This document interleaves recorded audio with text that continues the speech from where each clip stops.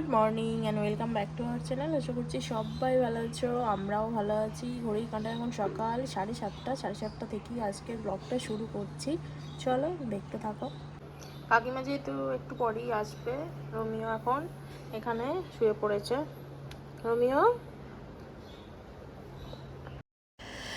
তো এই ঝুড়িটা যখন আমরা ঝাড়গ্রামে বেড়াতে গিয়েছিলাম সেখান থেকেই নিয়েছিলাম। এই ঝুড়িটা এখন নিয়ে উঠোনে এলাম।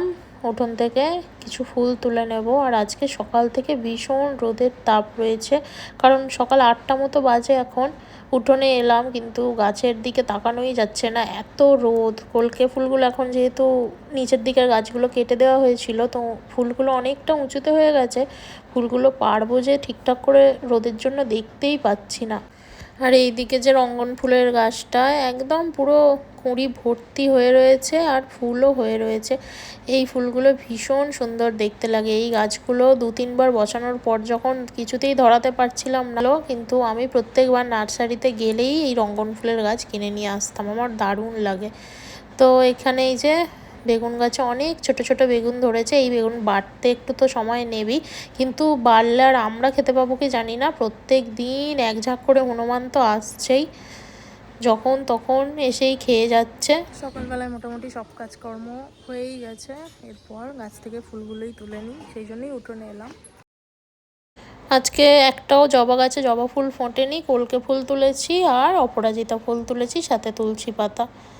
এরপরে আজকে একটুখানি ঝিঙের তরকারি করব। যেহেতু আমি এখন ডায়েটের মধ্যেই রয়েছি, যে সবজিগুলো আমার লিস্টে আছে সেই সবজিগুলো দিয়েই প্রত্যেক দিন বিভিন্ন ধরনের পাল্টে পাল্টে সবজি করতে হয়। আর এটা একদম পুরো তেল ছাড়া, মশলা ছাড়া, একটু সিদ্ধ টাইপের সবজি খেতে হয়। সেই জন্যই এই সবজিটা আমি এখানেই বানিয়ে নিচ্ছি, আর বাকি খাবার তো বাড়িতেই রান্না হবে।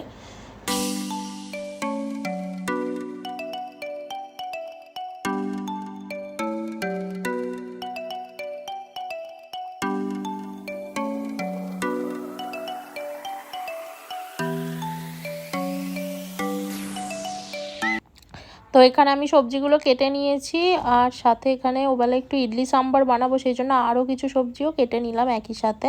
ওবেলায় বানালেও তার জোগাড়টা এবেলা থেকেই করতে হবে। এখানে চাল ডাল সমস্ত কিছু রাতে ভিজিয়ে রেখেছিলাম, সব একসাথে এখন পেস্ট করে নিলাম। নিয়ে এখানে ঢাকা দিয়ে রেখে দিতে হবে, 4-5 ঘন্টা তো অবশ্যই রাখতে হবে।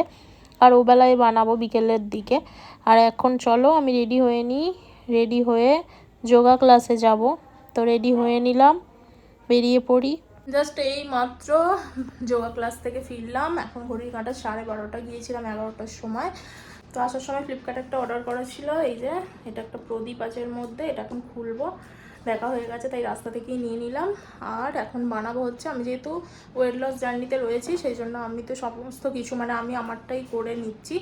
আর তারপর ও বাড়ি থেকে তো যেরকম মাছ ভাত এগুলো তো দিয়ে যাবেই, কিন্তু সবজি তারপর ডাল টাল এগুলো তো পুরো মানে অয়েল ফ্রি করতে হবে রান্নাগুলো, সেই জন্য আমি আমারটা বানিয়ে নিচ্ছি।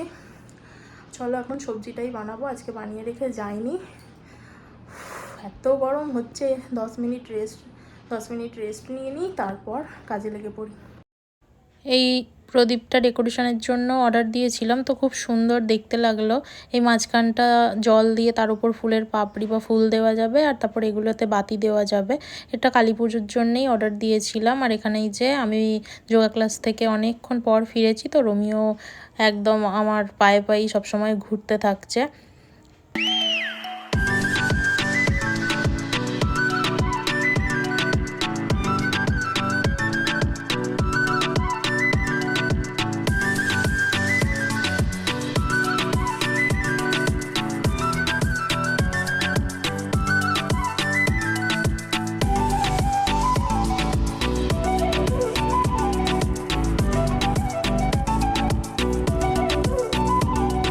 তো দুপুরে মেনুতে রয়েছে শাক তরকারি, কাঁকরোল ভাজা, এখানে পুঁটি মাছ ভাজা, তার সাথে রয়েছে স্যালাড, পাবদা মাছ সর্ষে দিয়ে ঝাল, আর সাথে আমার যে সবজিটা সেই সবজি, তো অম্বলও আছে। খাওয়া দাওয়া করে নেবার পরেই আমি এখন রান্নায় লেগে পড়লাম আবার। তো রোমিওরও খাওয়া দাওয়া হয়ে গেছে। এখানে মেথি, সর্ষে, তারপর কারি পাতা, পেঁয়াজ, আদা, রসুন, টমেটো, হিং এগুলো নিয়েছি, এগুলো ফোড়ন দেওয়ার জন্য। আর এদিকে ডাল সিদ্ধ বসিয়ে দিয়েছি। তো এই সমস্ত কিছু তেলের মধ্যে ফোড়ন দিয়ে আর তারপর সবজিগুলো দেব।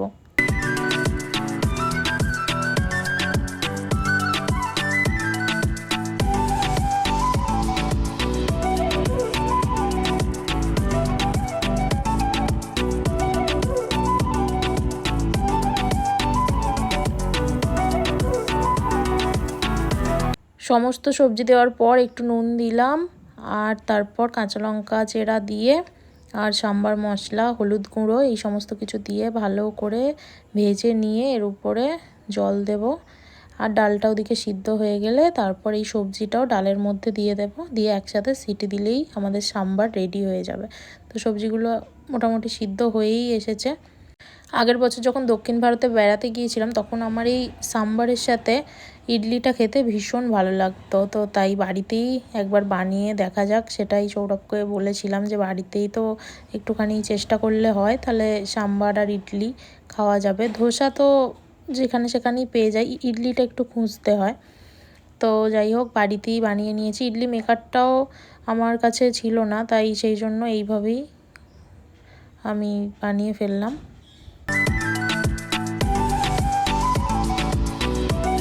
তো এখন রেডি হয়ে এলাম বাপের বাড়ি, দিদিও একটু পরে আসবে।